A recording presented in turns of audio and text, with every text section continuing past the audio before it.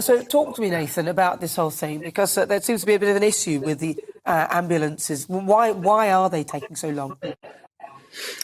Morning, afternoon, Alan. Nice to be here. I think the problem we have with the ambulance is sort of the final link in the chain, if you like, and blaming the ambulances sort of ignores the problem before it.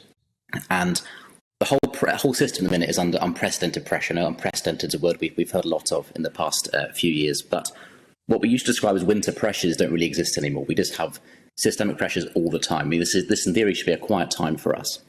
And the issue we have is when we have ambulances coming to the emergency department, the paramedics are with the patient in the ambulance. They can't leave that patient until they've handed it over to a doctor or a clinician in the emergency department. Normally that should take around 15 minutes. That's the target. At the minute, 10% of those patients are waiting up to an hour to be handed over. And that takes that crew off the street, away from seeing our family, our friends, and leave them stranded in the emergency department. So what we need to have is a system in which that part doesn't happen. And that's a complicated thing to try and fix. It does seem to be complicated. I mean, I was reading that one of the bosses at NHS, she had a stroke, and her partner was not even prepared to call the ambulance because she knew all about it and wasn't going to take the risk. Now, I've heard about bed blocking. That's apparently an issue as well, isn't it? Where the patients end up staying in the ambulance because there's basically nowhere for them to go. And there are even services that come and bring the ambulance people drinks and refreshments. How are we dealing with the bed blocking? Is this an issue? Absolutely. So again, the ambulance is the symptom if you treat it like a disease, it's the symptom, but the cause is not necessarily the ambulances themselves. So for patients to come into the emergency department, they need to go from the emergency department to wards. And for them to go to wards, they need beds.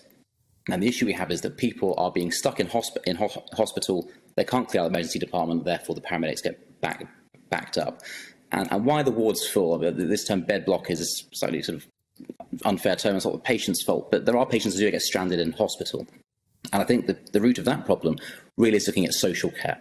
It's people who are in hospital, probably medically fit, and I see patients in hospital for sometimes weeks and weeks at a time who are fit, their medical problems are sorted, but they need a care package, they need more support at home, and that's what's taking the time.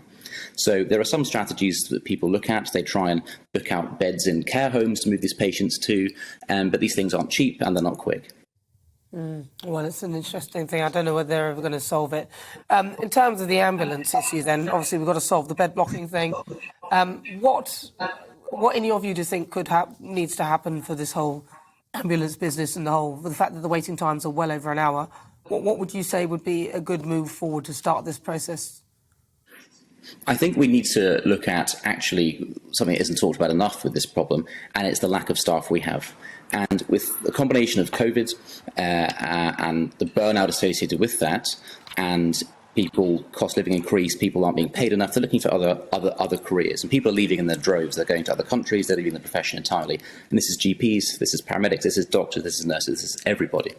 So I think throwing money at the problem, yes, more money would help, but it needs to be spent in the right ways. We need a strategy to retain staff. I think staff retention is the key thing here.